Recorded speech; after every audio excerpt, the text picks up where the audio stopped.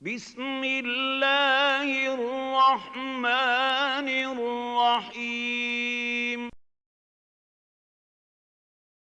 Assalamu alaikum. Welcome to Quranic Arabic webinars. This lesson is about Fathahtain, Kasrahtain and Dummahtain.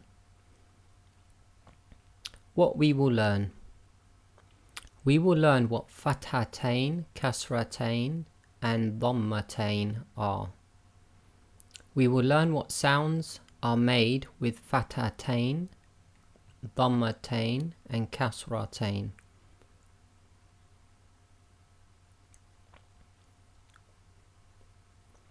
In Arabic, a word ending in ain normally means that two things are being talked about.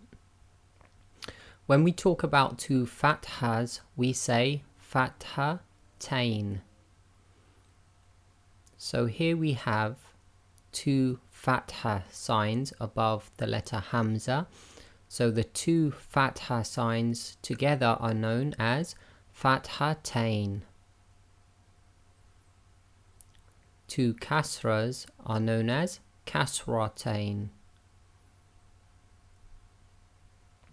And two dhammas are known as Dummahtain.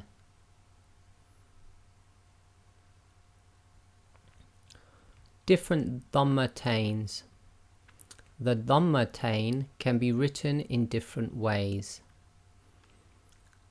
So here we have Hamza with Dummahtain on top of it. This is one way you will see it printed or written on the computer screen. And it's like a normal single Dhamma with a little hook on the end of it. But this actually represents Dummahtain, two Dhammas. This is the most common way you'll see the Dummahtain written, which is two separate Dhammas together on top of the tar marbuta. And this is the third way, which looks like one dhamma and another upside down.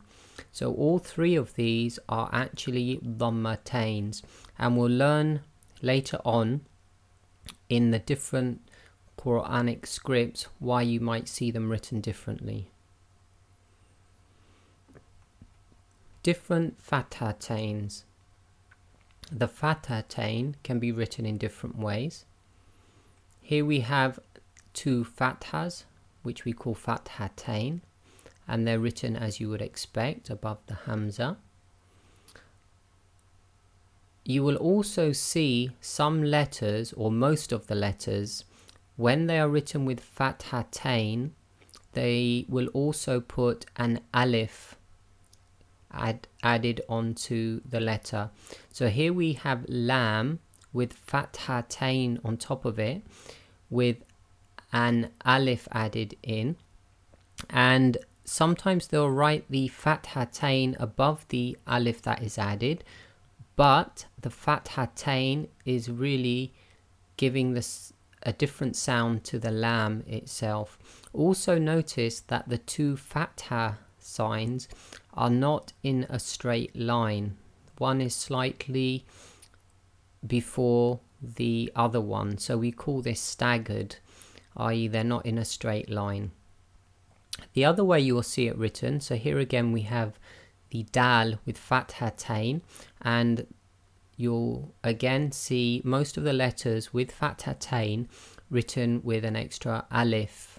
And here you see the Fathahtain, but it's not staggered. The two fathas are in line with each other. And later on, when we come on to learning how to read at the end of a sentence or stopping, we'll see what role the alif plays.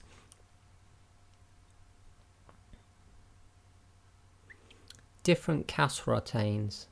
The Kasrahtain can be written in different ways as well.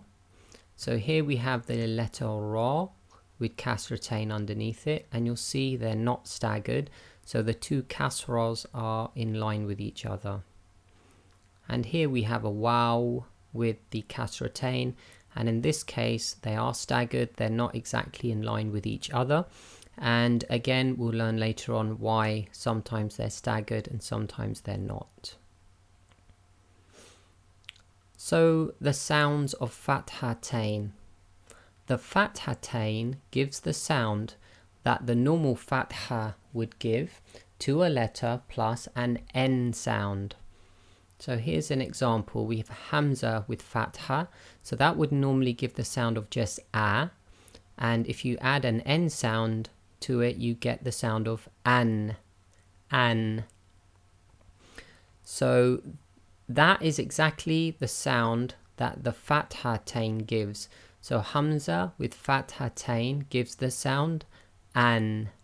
So it's the same as having a Fatha, but the extra Fatha is effectively giving the N sound, so it's an. Here we have another example, Jim with Fatha giving the sound Ja, with an N sound added to it, it'll be Jan. So here we have the Jim with the Fathahtain, and again most of the letters, when they have Fathahtain, they add an alif onto the end of it. So this is Jan. Jan. The sound of Kasrahtain. The Kasrahtain gives the sound that the normal Kasra would give to a letter plus the N sound. Here we have the letter Ba with Kasra giving the sound B. Adding an N sound to it, we get Bin. Bin. So a letter with Kasrahtain underneath it will give the sound of Bin. Bin. The sound of the Dummahtain. The Dummahtain gives the sound that the normal Dhamma would give to a letter plus an N sound. So here we have the letter Ta with a Dhamma giving the sound Tu. With an N sound added to it, it will be Tun. Tun. So again, the Ta with Dummahtain gives the sound of Tun. Tun. Now we'll learn what the term Tanween means. So in Arabic, Tanween means to add the N sound to a letter. So all of the below carry Tanween. So when you say a letter carries Tanween, it's carrying either Fathahtain, Kasrahtain or Dummahtain, i.e. the letter has had the N sound added to it. So this is Hamza with Tanween. Second one is a Hamza also with Tanween, and the third one is Hamza with a Tanween. So Fathahtain, Kasrahtain and Dummahtain can all be known as Tanween. Conclusion. We have learned what Fathahtain is, what Kasrahtain is, and what Dummahtain is. We know the different ways they may be written, and later on we'll learn why they're written in different ways. We know the sounds they add to the alphabets, and we understand the term Tanween.